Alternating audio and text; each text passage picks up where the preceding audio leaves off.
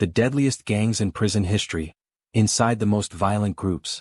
In some prison systems, individuals identified as members of organized prison gangs are held in conditions designed to limit nearly all forms of contact. These units are often referred to as segregation, isolation, or supermaximum security housing. Their purpose is administrative as much as punitive. Officials use them to separate individuals considered capable of organizing violence, directing operations, or exerting influence beyond the prison walls. In facilities such as long-term segregation units in the United States, individuals can spend up to 23 hours a day inside a single cell.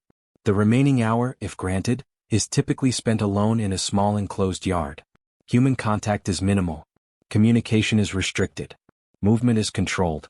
These conditions have been documented in correctional policies, court filings, and oversight reports for decades.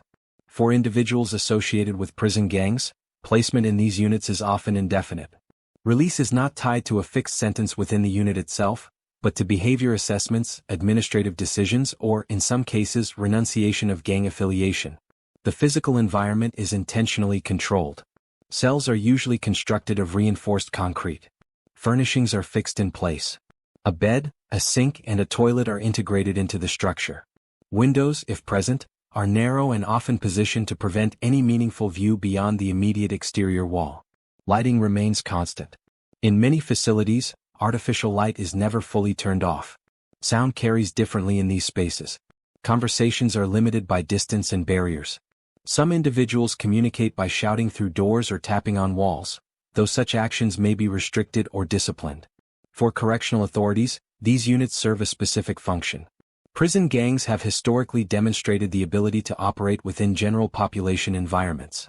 Documented cases show that organized groups have coordinated assaults, controlled illicit economies, and maintained hierarchical command structures even under confinement.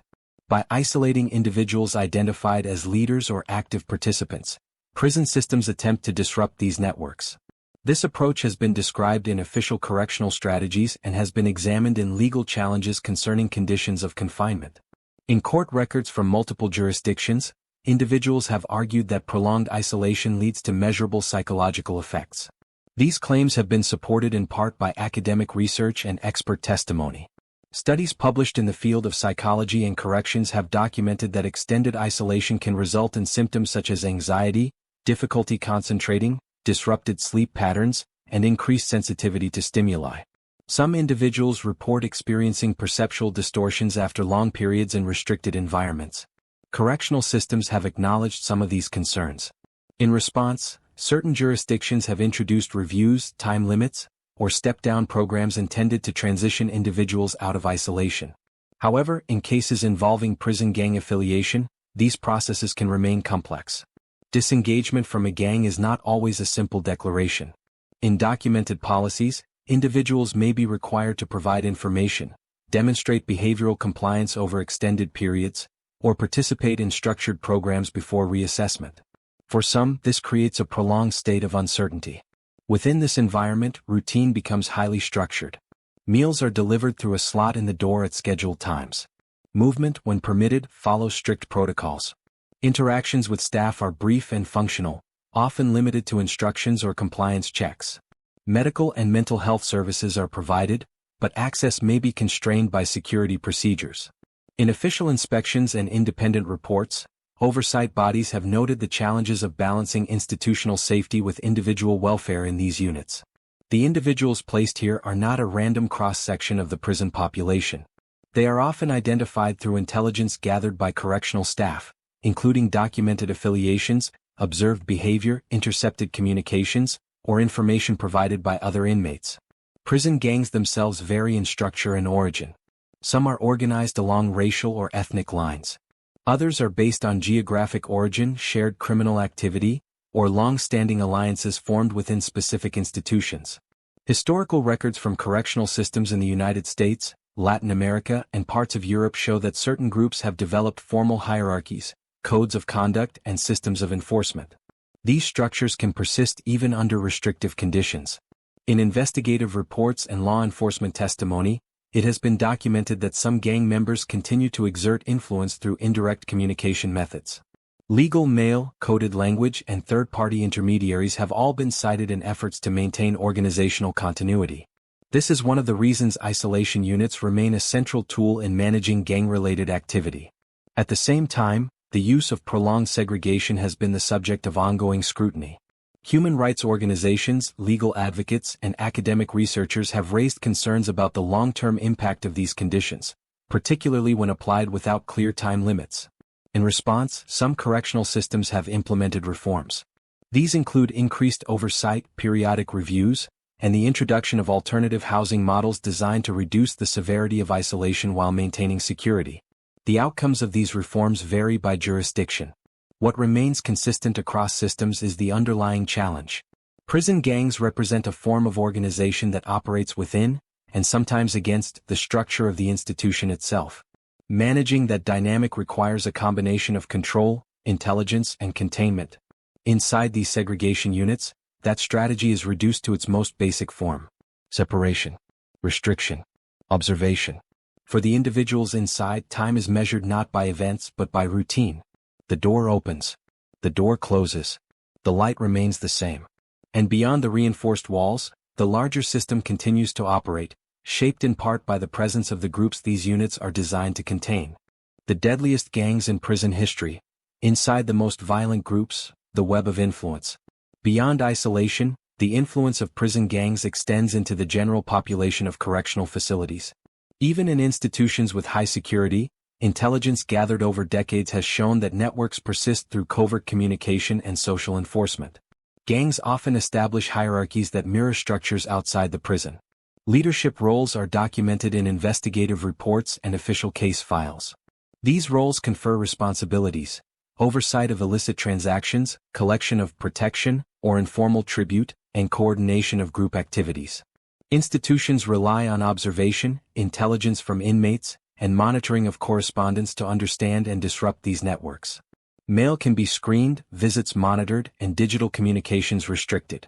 Yet reports from the Federal Bureau of Prisons and the Bureau of Justice Statistics indicate that these groups adapt quickly, using coded language and trusted intermediaries to maintain lines of influence. Membership is not only voluntary. Many individuals report being recruited early in their sentences.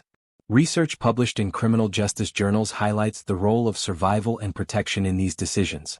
In high-security facilities, aligning with a group can provide a measure of safety in environments where conflict is frequent and oversight is imperfect.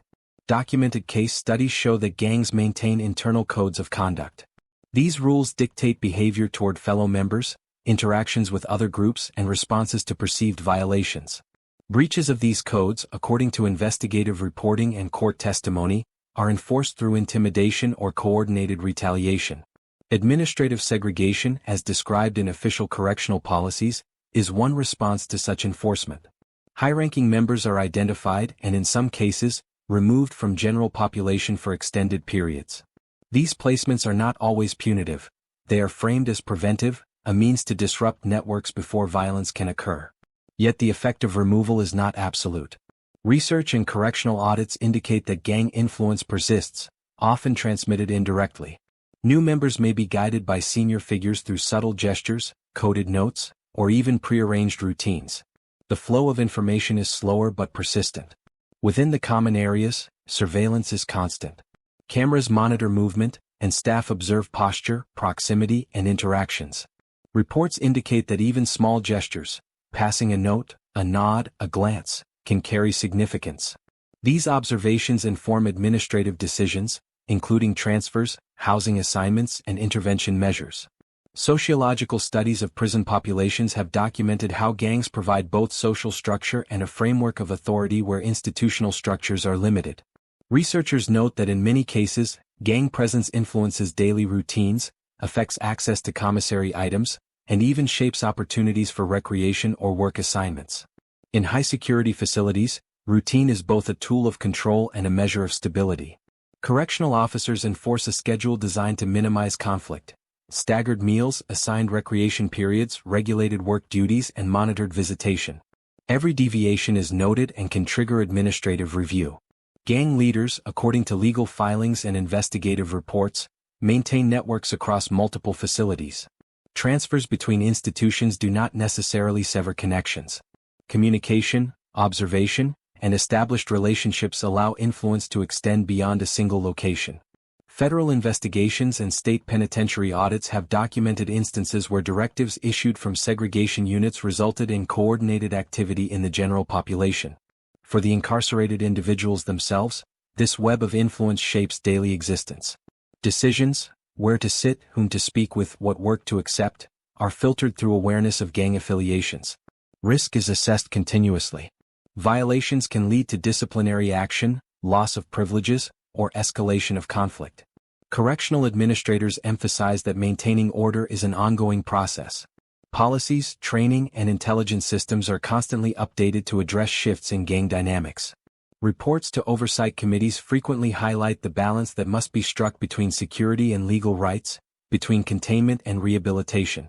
Documented incidents, including investigations by the Department of Justice, illustrate the consequences of lapses in this balance. Where oversight fails, violence can erupt and illicit networks can expand. Where policies are rigidly enforced, tension may increase, but opportunities for harm are reduced. The result is a system defined by adaptation. Inmates adapt to restrictions, administrators adapt to threats, and gangs adapt to both. It is a cycle continuously documented in official reports, court findings, and academic analyses. In these environments, influence is measured not by open acts but by the subtle control of behavior, access, and perception. Observers note that even in heavily monitored spaces, the structure of authority and loyalty can persist unseen. For some inmates, these dynamics dictate survival. For correctional staff, they define the parameters of intervention. And for the institution, they represent the constant challenge of maintaining order in a population where organized violence is both a threat and a reality. The observation is precise, controlled, and ongoing. Every movement, every interaction, every small signal contributes to a map of influence. Within this web, the presence of prison gangs is a measurable, documented factor shaping life inside the facility. The architecture, the schedule, the oversight, they are designed not to eliminate influence but to contain it, to limit its reach, to observe and respond. And yet, as documented across multiple jurisdictions, influence endures. Inmates, authorities, and investigators alike acknowledge its persistence. The challenge is structural, procedural, and psychological. And it defines the daily reality of life behind the walls for both the incarcerated and those tasked with maintaining control. Would you like me to continue to Scene 3? The deadliest gangs in prison history. Inside the most violent groups, codes, rituals, and enforcement. Interactions with others. These codes, documented in investigative reports, court testimonies, and academic research, are often referred to as constitutions or rules, though they are rarely formalized in writing within the prison. Instead, they are transmitted through observation, oral communication, and demonstration. Membership carries obligations. Individuals are expected to follow the directives of leaders, adhere to behavioral norms, and enforce group discipline. Investigations have recorded instances where failure to comply results in coordinated reprisals, ranging from loss of privileges to physical enforcement within the prison. These are documented in disciplinary records, internal reports, and legal filings. Rituals of initiation and recognition serve as markers of allegiance.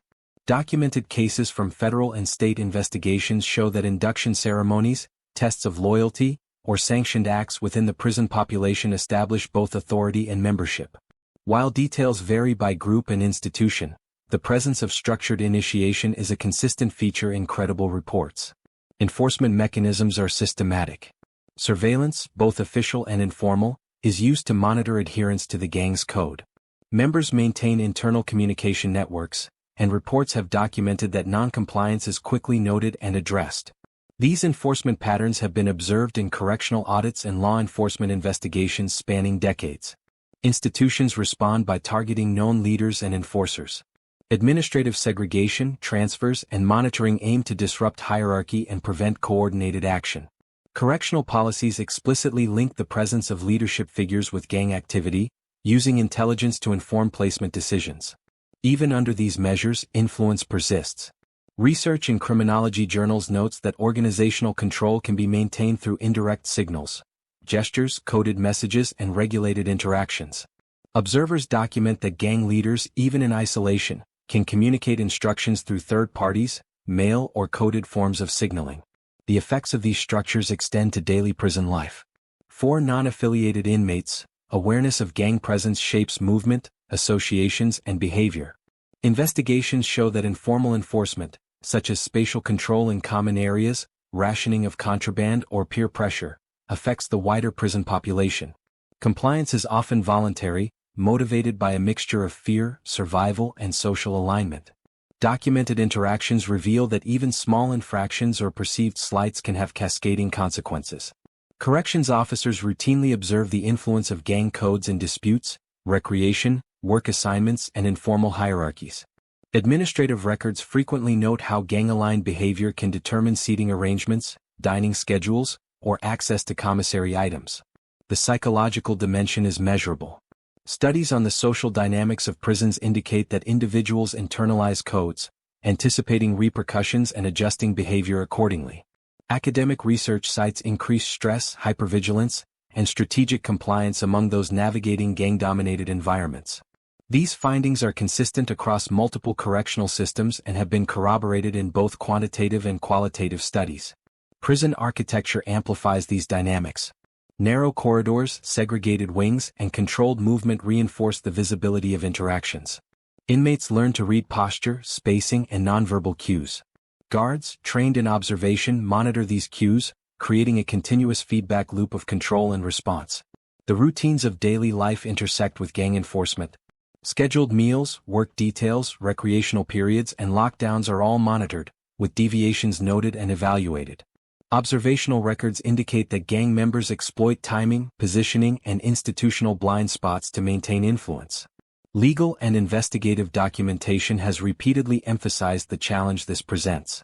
Disrupting gangs requires a combination of behavioral management, intelligence gathering, and targeted intervention. Policies are shaped by documented incidents of violence, contraband circulation, and coordinated action within the prison. Outside observers, including oversight agencies and researchers, consistently note the tension between containment and human rights. Prolonged segregation, surveillance, and controlled interaction are effective in limiting immediate harm, but they also raise questions about long-term mental and emotional impact. Peer-reviewed research documents the cognitive and emotional stress imposed by such tightly controlled environments, particularly when combined with the awareness of ongoing gang surveillance and enforcement. Correctional authorities describe the management of these dynamics as an ongoing operation. Intelligence reports, behavioral assessments, and structured monitoring inform daily decisions. Movement, privileges, and housing assignments are constantly evaluated against the potential for gang coordination. Within the system, the result is an environment of controlled tension. Inmates navigate complex social codes, anticipate enforcement actions, and adapt to ever-present observation. Guards respond to signals, patterns, and intelligence, shaping routines to prevent escalation. The result is a prison ecosystem in which power, control, and survival intersect. Influence is not always visible. Violence is not always overt. But the structures, rituals, and codes of prison gangs remain a consistent and documented force, shaping life inside institutions around the world. Inside the most violent groups, networks beyond the walls. Prison gangs extend their influence far beyond the walls of a single facility. Investigative reporting, court documents, and federal intelligence records document the methods by which incarcerated leaders maintain external networks. Visitation, regulated and monitored, is one channel. Individuals may communicate with family, legal representatives, or approved contacts. In some documented cases, information is passed indirectly to associates outside the institution. Officials rely on screening procedures, monitoring, and intelligence analysis to detect coded messages or instructions. Correspondence, legal mail, regular letters, and permitted communications, is another documented conduit. Oversight reports highlight instances where coded language or subtle cues have facilitated operational directives. Federal and state agencies routinely intervene when these communications suggest organized activity or criminal enterprise beyond the prison walls. Telephone access, similarly restricted, is monitored. Calls are logged, recorded, and in some cases limited to a set number of minutes or approved numbers. Investigations have revealed that gang leaders attempt to direct activity via third parties, often exploiting gaps in supervision or using innocuous language with understood meanings. Historical cases provide insight into the reach of these networks. Court filings and law enforcement reports describe instances in which incarcerated gang members coordinated illicit enterprises, intimidation campaigns, or contraband distribution across multiple facilities. These are documented, verified, and cited in ongoing research into prison gang management. Institutional protocols are designed to contain these influences. Housing assignments, restricted communication, and surveillance are aligned to limit opportunities for coordination. In high-security units, movement is staggered, interactions monitored, and privileges contingent upon adherence to rules. Documentation shows that these measures disrupt operational chains, though they do not entirely eliminate influence. Sociological studies emphasize that these networks are resilient. Individuals often rely on trusted intermediaries, indirect signaling, and social codes that extend beyond individual facilities. This persistence has been verified in multi-jurisdictional studies and reinforced by investigative journalism examining organized prison groups. Legal records and investigative reports indicate that these networks are hierarchical. Senior members maintain authority through both direct instruction and the enforcement of established codes. Enforcement mechanisms can include social sanctions, control over resources, or coordination of peer behavior. Each of these is documented in internal reports, legal cases, or federal investigations. The broader implication is systemic. Correctional institutions operate not in isolation, but within a web of overlapping influence, intelligence, and surveillance. Policies are continuously updated to address the evolving methods of communication and control used by gang leaders. Oversight bodies emphasize both containment and the mitigation of long-term psychological impact on incarcerated individuals. The challenge for administrators is clear: prevent the continuation of organized violence and criminal enterprise while maintaining compliance with legal standards and ethical oversight. Every intervention, from segregating a leader to restricting communication, is grounded in documented evidence and policy frameworks. Within these constraints, routine remains the central mechanism of institutional control. Meal delivery, recreation, work assignments, visitation, and correspondence are all structured to minimize opportunities for unmonitored interaction. Observational records confirm that even minor lapses can create openings for the transmission of instructions or coordination of behavior. The persistence of influence, despite strict containment, underscores the adaptability of prison gangs. Investigators, researchers, and correctional officials alike note that these networks thrive on structure, predictability, and exploitation of institutional gaps.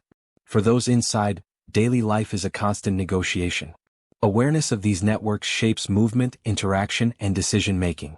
Observational and investigative records indicate that understanding the hierarchy and codes of the gang environment is critical for survival. For correctional authorities, the task is ongoing. Monitoring, intelligence gathering, and intervention are continuous operations, informed by documented behavior, historical patterns, and legal frameworks. The intersection of structure, influence, and oversight defines life inside prisons where organized gangs operate. Every movement, every communication, every restriction is part of a system designed to balance control, safety, and documented rights. End reflection. Inside these walls, power and influence are constant, structured, and enduring. Prison gangs are not just groups, they are systems within systems, operating through codes, networks, and hierarchies that persist despite rigorous containment. Every measure of control, every restriction, every hour of isolation is designed to manage the reality that these groups represent. Investigations, intelligence reports, and court filings all testify to the persistence of these networks and the lengths to which institutions must go to mitigate their reach. The psychological toll is measurable. Individuals navigate complex social codes, anticipate enforcement, and endure the constant gaze of both peers and authority. Researchers document that adaptation, endurance, and routine define daily survival.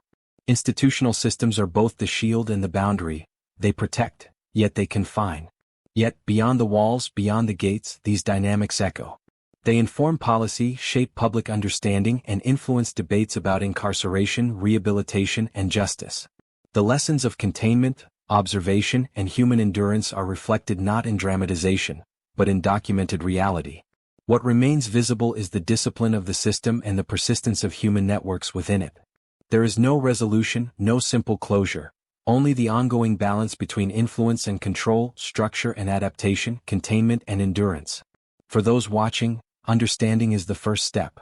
Awareness of these realities invites reflection on the systems we build, the individuals we confine, and the structures of power that persist unseen. If this examination of real prison dynamics resonates, consider sharing your perspective. Engage in the discussion. Share what you've learned. And continue to explore the realities of incarceration, documented rigorously, ethically, and without exaggeration. Comments, discussion, and thoughtful engagement help ensure that the conversation about institutional power, confinement, and human resilience continues. Like, share, and subscribe to remain informed about the documented realities of the world behind the walls. End of documentary.